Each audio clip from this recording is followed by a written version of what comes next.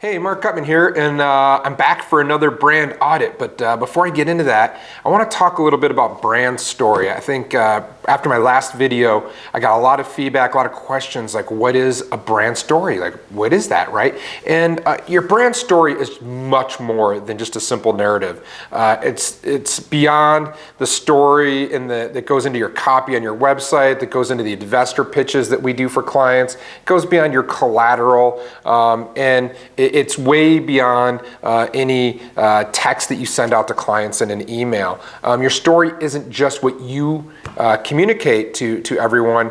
It's literally what the world believes about you based on the signals that you send through your brand. And it's a complete picture made up of things that are true, right? Every story has your side, my side, and then the truth, so facts, feelings and interpretations, which mean that some of your story isn't even told by you, right? It's how you're perceived out in the marketplace.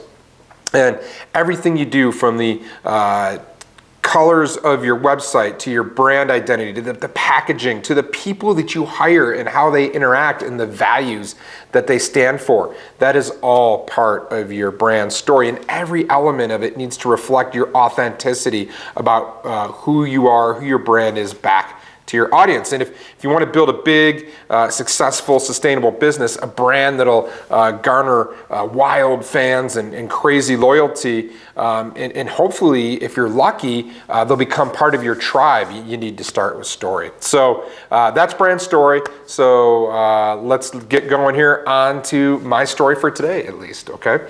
So, I don't know how many out there of you wear eyeglasses. I've come recently to wearing eyeglasses, and I needed a pair of glasses. My eyes are getting bad. And I don't really like shopping for eyeglasses, and here's why. I've only got a couple options. One, I can go to Costco, and I go into this big warehouse, and I just feel like I'm part of the masses, and I'm getting warehouse glasses. And rightly or wrongly, even if the label on the glasses has a fancy brand name, I'm not feeling that in the Costco environment. My other option is to go to some fancy optometrist in town, right? And go and sit down and look at all these designer frames. And that feels really intimidating. I feel like I'm getting ripped off. I don't know what's going on. It feels there's a real limited selection, and it's just a real awful experience. So as I was looking for glasses, I heard about this company called Warby Parker. And I didn't really know much about them. I learned that you could either go to their website and get 5 free frames sent to you to try on, and you try them on, and then you send them back and pick your glasses. Or fortunately, we have a retail location here in Boulder. So on a Saturday, I went and I walked into the retail store. I was running some errands, and I was blown away. I walked in at first, and it's like this accessible artisan storefront. Everyone that greeted me wasn't an obstetrician, but I'm even saying that right. And they were a optician, I think is the word I'm looking for. They were just these really friendly folks working in the store, and they gave me a real quick orientation. It was really easy. You have 2 choices of all the glasses basically based on my prescription, based in the store. They were either $95 or $135. I have insurance that we're going to cover the $95 full, so I knew exactly where to go. And as I'm trying on all these frames, and they have them organized, it's really casual and easy. I noticed that almost a third of the shelf space is dedicated to books. Well, I love stories, I love books, and it made me feel really special. And this environment, as I stopped to think, made me feel special and creative. And also, I'll venture to say even a little smarter, because I found stylish glasses for a great price. And I thought for a second that they were starting to fulfill one of the big Wildstory principles. By telling me who they are, they were telling me who I am. And I was like, whoa, mind blown. And another way to think about this is, Warby Parker has this vision of who they want me to become. Smart, stylish, maybe savvy, and that was manifesting itself through my retail experience. So I ordered my glasses and waited, And I was really floored by that in-store experience with this brand, and they really had gotten my attention, and I was already identifying as part of their tribe. I was literally in there for maybe 30 minutes, and here I am thinking I'm a Warby Parker dude.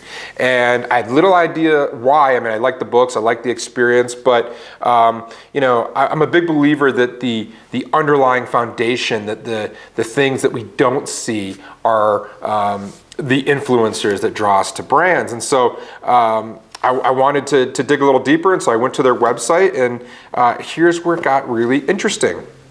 It turns out that Warby Parker has a great backstory, and the short version is 4 college friends. They started the company when one of them lost their glasses and was frustrated by how expensive glasses were, and one thing led to another, and voila, they've got this online business. You can read about it. There's actually a great version of their story on the How I Built This podcast if you'd like to go a little further, and maybe we'll link to that below. And Warby Parker is known for great eyeglasses at a great value, but then there's this weird thing. They give a pair to someone in need for every pair purchased. And I was like, huh? You know, it kind of feels a little contrived. Everyone, it seems, is trying to buy social karma with customers ever since Tom's did their buy one, give one campaign. And, you know, it didn't feel that way with Warby Parker, but I couldn't articulate why it didn't feel that way. It felt sort of like it belonged, but it also kind of made me raise my eyebrows a little bit. And, you know, so I was just like really curious about this. And as I dug a little deeper, it turns out that the 4 friends and the 4 founders are Neil Blumenthal, Dave Gaboa, Andy Hunt, and Jeff Rader.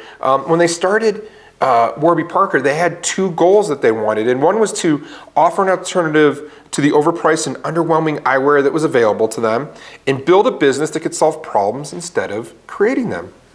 And the interesting thing is, it turns out when starting the business, Neil Blumenthal was already working for the nonprofit Vision Spring. And so he was already, before he even thought about glasses, he's working for this nonprofit, and he had this inside knowledge of the eyewear industry because of his affiliation with Vision Spring. And he agreed to be a part of Warby Parker and open the kimono to the eyewear industry. And this was the big reveal at that time, that the eyewear industry was dominated by one major player, that every brand, when you went out to get glasses, was actually manufactured by one company.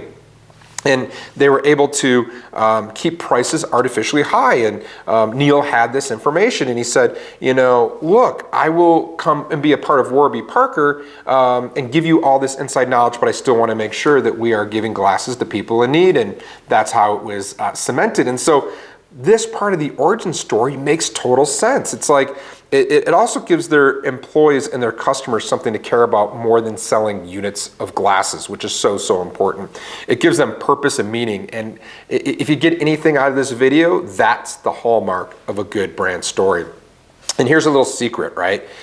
Your meaning or your purpose plus your product equals your story. It's a really good way to think about how to build a story for your brand. And so I really want you to think about that. You know, and also the part of this story in this mission is this purpose is to communicate a strong vision of where the company is going. So another principle at Wildstory, we always want to have a strong vision of where we're going to signal to our employees and our customers. So check plus for that one too. The name Warby Parker, where does it come from, right? It's a made-up name. It doesn't mean anything, except it was inspired by some of Jack Kerouac's manuscripts, drafts, and journals. And in one of the journals, one of the founders, Dave, noticed that 2 characters with interesting names, Warby Pepper and Zag Parker. And so they combined the 2 and came up with Warby Parker. And so, yeah, they wanted a cool name that communicated who they were and who they thought they were. But the way I interpret this is this love of literature and books explains all the books in the store. And then even going further, as I did more research, on the first day, every employee is given a copy of Dharma Bums by Jack Kerouac. So talk about living your brand story. It's these little cues, these little signals are starting on day 1 with their employees and letting them know what they value and what the employees should value and who they are. So super important to setting up what they do and why they do it as a core foundation of their brand story. They also have these really strong values that permeate into their brand as well. And I'm gonna put them here up on the screen. And these values demonstrate their beliefs, what they stand for. And this is what employees really want more than money. They want to know why. And I'm gonna go here to the website here. And their core values are really, really simple. These become the North Star, the guideposts to how to run the business. These aren't specific, do this, do that. It's treat customers the way they'd like to be treated. Create an environment where employees can think big, have fun, and do good. Get out there, which goes back to their social giving, and green is good. And so they go through this, and there's explanations on all these, and I'll make sure that you can see these in the video, but those also add to the brand story that they are telling, and really set a strong foundation for their employees to know who they are. So we've talked a lot about story, and it might be a bunch of foofy stuff. You might think that that's crazy, but what about the glasses, right? What about these glasses? So a week later, they arrived at my house, and via mail, and the entire time they're communicating to me via email, building anticipation, when the glasses were made, when they're shipped, when they're expected to arrive. It was great. I knew exactly when my glasses were coming, and my last pair of glasses, it felt like going to get to the torture chamber to get my glasses, and then I had to go to the optometrist, and it was just a super drag, and like this whole process was super fun. I was like really excited for these glasses, and so I knew that they were onto something. They were building this excitement that I was really pumped for. And the box came, it was a colorful package with artist paintings all over it. Again, a little different than any other glasses I'd bought, which were just always utilitarian boxes. And I opened them up and put them on, and they were simply great glasses. So every brand story needs to live up to its stated promise. At Warby Parker, it was stylish glasses for a great price and an easy buying process. Done. They lived up to that promise. And I was really, really digging this experience, and then this happened. So the glasses come in this cool case, right? And I open up the case just like this, and inside was a cleaning cloth that almost made me cry. Now, if you've almost cried from a microfiber cleaning cloth, on this cloth was Warby Parker's story in 100 words. And so, an artifact connected to the customer, an artifact for me, the customer tying it back to the brand and their story, just simply brilliant, right? And so, I love having an artifact. I think, we talked about this with Clark's. Every time you have an artifact that can remind me of who Warby Parker is beyond glasses and what their mission is, A+ for Warby Parker there. So there isn't much that as a brand, Warby Parker isn't doing well. I would take a deeper look at some of their stated archetypes. I'm not totally sure where they fall. They have a little bit of creator, a little bit of hero in there. Their copy is whimsical and has a little bit of that gesture archetype. That's something I'd look at, but hey man, I'm picking a bit here. I'm trying to scratch and find something. Because I can't find much. Now, we could totally break down the brand, look at the design of the site, the copy. There's a lot of things affecting their brand. We're not gonna get into that. We wanna keep this nice and short, but you get an idea of a lot of the things they're doing well with their story. And in short, I really, really love this brand. I think they're doing it right. I think they're one of those hallmark brands that are really portraying themselves in the way that brands should in today's marketplace, and really standing out and building a story that we can connect to and that we want to connect to. And they've built one raving fan in me, and I know they're doing it with most of their customers as well. This story helps to build strong connections through this story, and there's something beyond glasses for me in Warby Parker now, which is really cool. So if you like these videos, let me know. I'd love for you to comment below or shoot me an email at any time. I'm Marc, M-A-R-C, at wildstory.com. And if you have any ideas for future brands to review, any comments here, anything you'd like me to cover, questions, go ahead and go out and live your wild story.